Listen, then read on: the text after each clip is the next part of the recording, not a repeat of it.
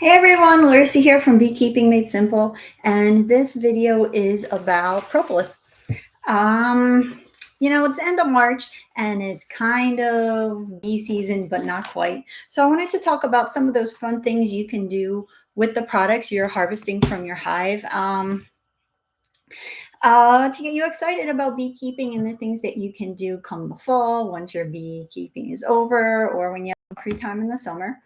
And propolis is one of those things that people know a little bit less about. So I'm going to talk about first, what propolis is, what you can do with it, how to harvest it, traps you can buy, how you can make traps, then how you process it, and then what you're going to do, what you can do with your propolis, and my experience with propolis and how it has helped me and selling it and stuff. So this is propolis. It's this, you know, usually dark brown, though I have had hives that had propolis that was like this more of a palish brown gray color. And it is really sticky and tacky when it's hot out and sunny. And when it is not hot, it is really hard. So like this, is super hard and stuck on. Not tacky anymore because it's a lot cooler in here. So the bees gather propolis, it's plant sap, and they gather it and they bring it to the hive. Now, propolis is high in antibacterial, antimicrobial properties. So, one, they're lining the cells within the honeycomb with it before the queen lays an egg in it. So, they're essentially disinfecting that crib for the baby bee.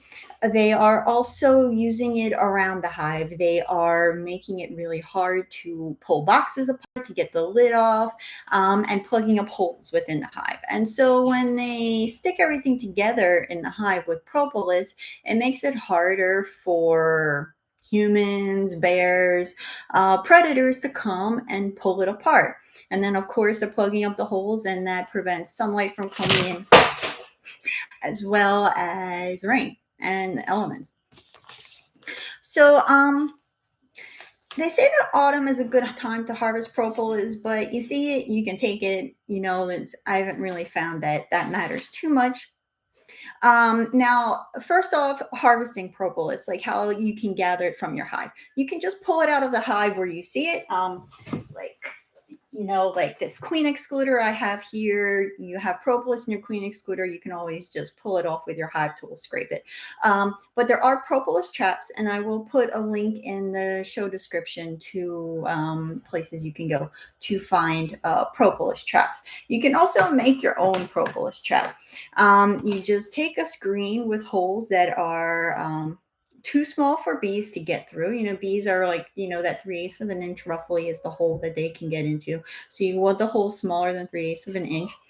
And you would put it on the very top of your hive. So you have however many boxes, assuming you have a Langstroth style hive, and then you're going to take your propolis trap, say this is your propolis trap, put it on top of the very uppermost bars, and then you're going to have your lid on top of that. Now what you're going to want to do is put something between the trap and your lid to just prop it up a little bit, just slightly. And when you do that, that allows sunlight to come into the hive. And when bees have that light and air and wind and everything coming into the hive, they will go and they will plug up those holes in the trap with propolis.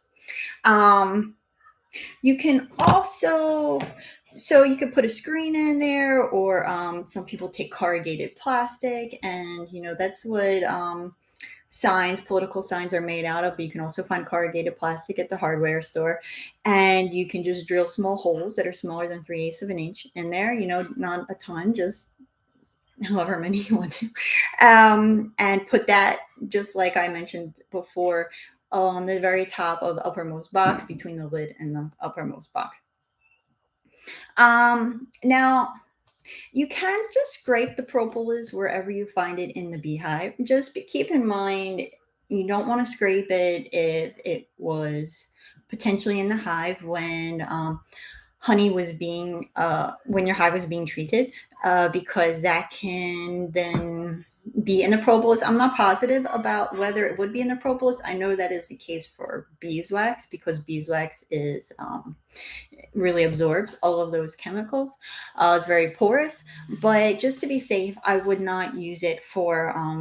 I would not use it if you had it in the hive during treatments. And the reason why is because you're using this propolis, either you're ingesting it or you're applying it topically.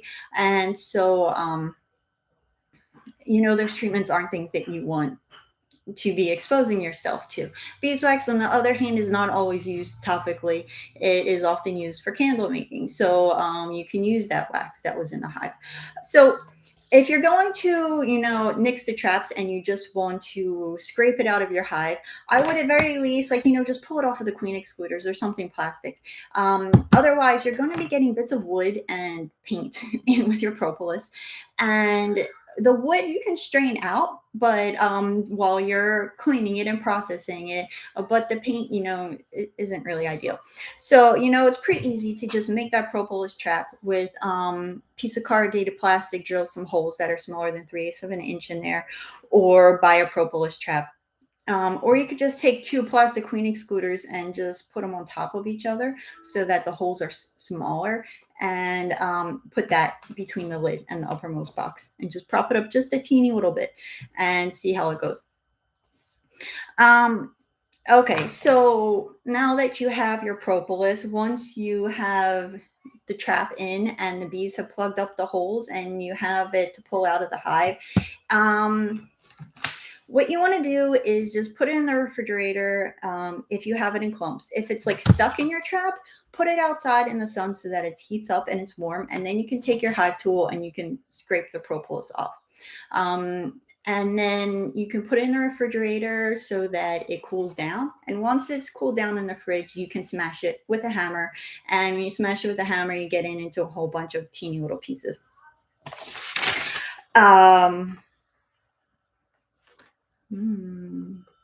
So once you have it in a whole bunch of little pieces, I'm looking at my notes. It's not like I do this very often. You will take your little pieces that you smashed up with a hammer, just put the pieces in a plastic bag and, on the sidewalk or the concrete somewhere really hard, just smash it. And then you're going to have a bucket, fill it up with water, just like an inch. And then pour your propolis into that because the propolis will stick to the bottom of the bucket otherwise. And then once the rest of the propolis is in, you can fill the bucket in a little bit more and just swish the propolis around so that you're getting all the dirt and debris and stuff. If you're using a propolis trap on the top of your hive, you're not going to have so much, but if you're scraping it from your boxes or you're pulling it from a queen excluder like this that was somewhere lower in the hive, then it's going to be a little bit more dirty and have more stuff in there. And then, just strain that out. All the dirt's going to go to the top. So empty that out, have like a strainer or something so you can catch the propolis pieces and put more water in and just keep on swishing it around until you get all of that dirt off of it. And then you're going to go and put it on a tray or some kind of sheet and lay it in not the sun, not in direct sunlight, but somewhere so that it can dry off. You don't want to put it out in the sun or somewhere where it's going to get too hot because then it's going to get all mushy and gooey again and stick to whatever you put it on.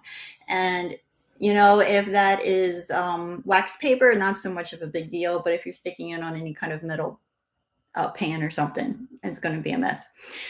So once it's all dry, then stick it in the freezer to freeze, and you can use it for your tinctures and lotions and stuff. So there's two things you can do with your propolis once you've taken it out of the hive and washed it. You can use it in oil. You can make a tincture or alcohol. Now, they say that the alcohol is stronger. So if you're looking for something, using the propolis because you want those antibacterial, antimicrobial properties, then I would do it in the alcohol. But the oil is good if you're using it for lotions and things of that sort. You don't really like to add alcohol. Well, I don't like to add alcohol to lotions because then that dries your skin out and kind of avoids, what you're trying to do, which is usually moisturize. So, if you are doing the tincture, what you want is Everclear or vodka, but it has to be 75 proof or higher. And it can be kind of hard to find this. I had some difficulty where I am in finding it. I finally found it at a liquor store, like a high-end liquor store, oddly enough. It sold like a lot of high-end wines and whiskeys, and I couldn't find it at just like the corner liquor store. Though other people have told me that there was just some random hole in the wall liquor store I didn't even know existed that also sold it. So you're going to take that 75 proof or higher vodka, Everclear, whatever it is you have, and it's 1 part propolis weight by 9 parts alcohol. I'm going to post a link to my blog post that's going to have like some of these charts in here, because make it a little bit easier for you guys to follow. So you're just going to, it's pretty handy. So if you don't have a little kitchen scale, they're like $10. Get one. So it's 1 part propolis by weight by 9 parts alcohol by weight.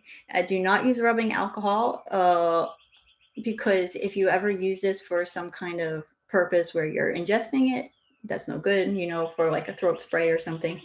And then you're just going to put it all together in a canning jar. You want that propolis to be smashed in those little pieces. It should be already in pretty small pieces from earlier when you were cleaning it. But if not, if you didn't clean it, make sure it's in the smallest pieces you can. So after you freeze it, it's really hard. Put it in another plastic bag and smash it with a hammer until it's in really tiny pieces. Throw that in the canning jar with the alcohol and shake it.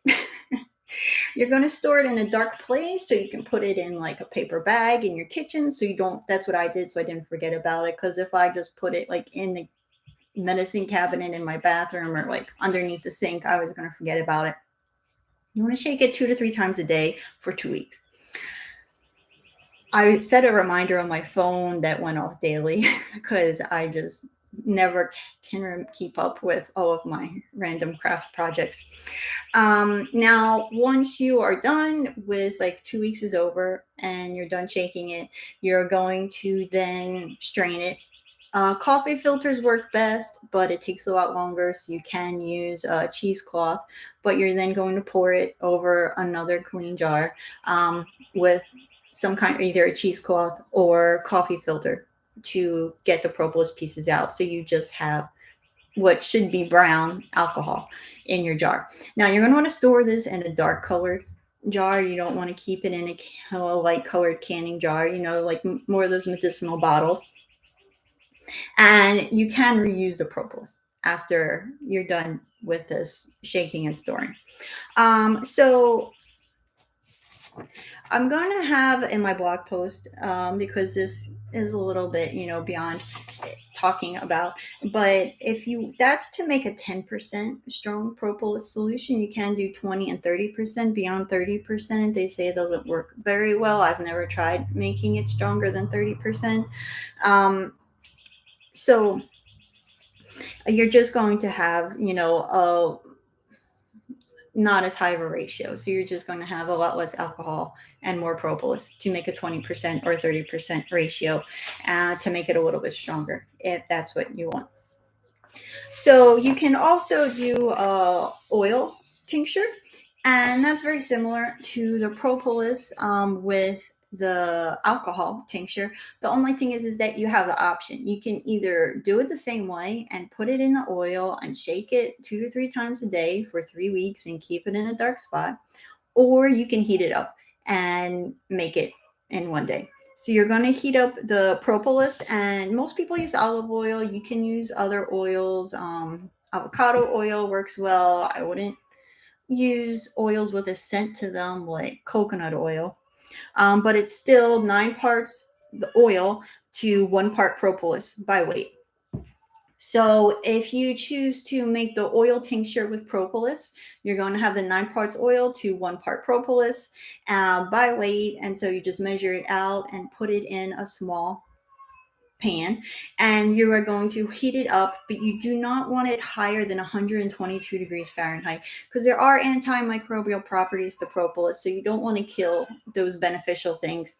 And you're going to stir it for about 10 minutes. So first off, you don't want to put it over direct heat. You want a double boiler, so you can have a large pot full of water, and then you are going to put your smaller pan inside that, and that's where your olive oil and your propolis is going to be. And you are just going to heat that up slowly over a low heat. Do not have it over 120 degrees Fahrenheit, and stir that for 10 minutes.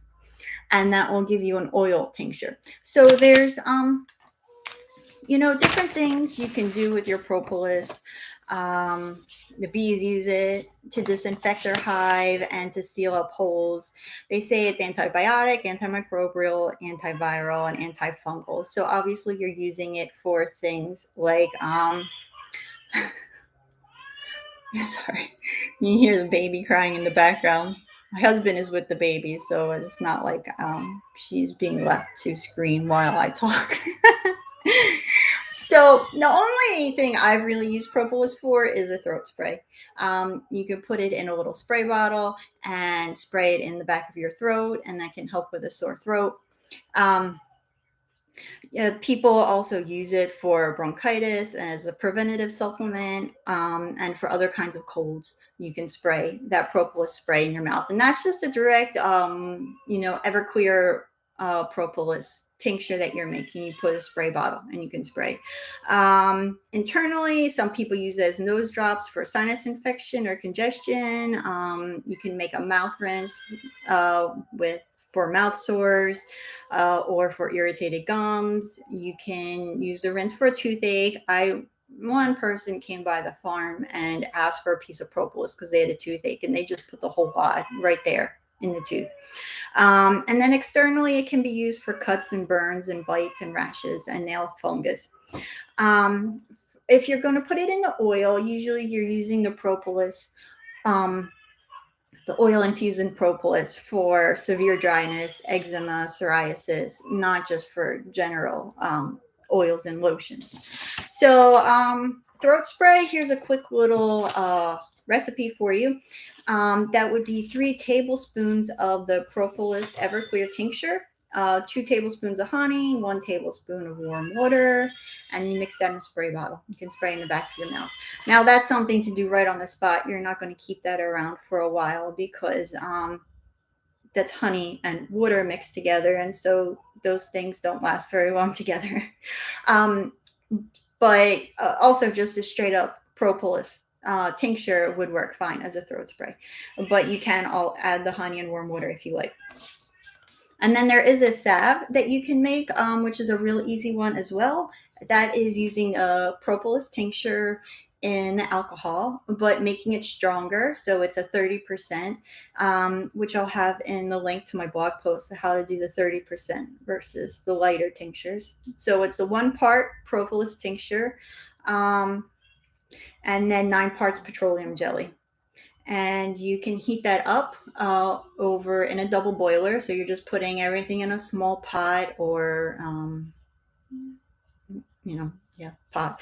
And then you're putting that in a larger pot so that you're not putting over direct heat, but you're putting it in the hot water of that pot. And you're just going to slowly heat that up and stir it until it gets all liquidy, and then take it off the heat and continue to stir it while it's off the heat. So while it's solidifying, you're stirring it. If you don't continue to stir it while it's solidifying, it will separate. So just keep that in mind. It takes a little while, but and you can also use other things. I wanted to share with you a really great place. If you want some propolis recipes, go to Facebook, and there's a Facebook group called Propolis Tincture Processing. And there are a ton of recipes and people asking questions, posting things that they've worked on, photos of things that they're doing, and is a really great place to get information and help and to look at recipes. Though when you go there, as soon as you join the group, you can find there's like a files link, and there you can find a whole bunch of recipes people posted already. And so those are some real quick recipes. And again, I'll put the link to this Facebook group in the description of the show below, and the link to my blog post, which I'll have these recipes and how to make the oil and alcohol tinctures for propolis. Now, in my experience, propolis isn't a big seller. Like if you're looking for products to make to sell at the farmer's market or online or wherever you sell your honey and stuff, and you're thinking that the propolis would be in that another product, I haven't found that people care. Now it all kind of depends on how you market it. So people aren't like, oh, propolis, I love this stuff. You're not going to get a lot of people contacting you asking you for propolis. I definitely had a lot more people asking for pollen than propolis. It doesn't have that sell like royal jelly does. I feel that royal jelly people are a little bit more aware of what it is and the benefits. It's used in a lot of high-end beauty products and lotions and has a high price tag, and so people have a little bit more like that ooh royal jelly kind of thing. Maybe also just the name of it sounds fancy. um so I wouldn't, I don't recommend just, throwing it in there as another product. But if you are looking to make a good product to add to your line of skincare and you already have the basics, like a nice face cream, hand salve, a body butter, and you want to add like another one that goes a little bit in another direction, this is a good one for people with eczema and psoriasis and severe dryness. Or it can also be like a healing salve that you would be, maybe add some comfrey also to it. You can infuse comfrey into one of the oils you're using, and it can be a great lotion for bites and burns, and to put on minor cuts and abrasions. So that is my experience with propolis. I've used it personally as a throat spray. It worked okay. I mean, it didn't make my cold go away, within 24 hours or anything. But it did make it feel a little bit better because you are spraying alcohol in your throat. And I've never actually played around with the oil tinctures. So if anyone has any recipes or questions, let me know. And of course, if you appreciate this, please hit the like button. And if you want to be notified the next time we go live, just subscribe and hit the bell icon, and they'll let you know when I'm going live. And also I've been trying to schedule them in advance, so you'll know in advance when I'm going live. Thanks for watching. Please let me know how you like to use propolis and if it works for you, because propolis, in my view, is one of those things that some people swear by and say is great, and other people are like, I don't know. It's and I haven't had a ton of experience like with it working incredibly well. But I also never had any severe wounds or problems to test it out on. So if you have had some great or bad experiences with it, please let us know, because I always like to know whether something is just an old wives' tale or whether it's actually worked for you. Thanks for watching. Have a great Sunday. Bye.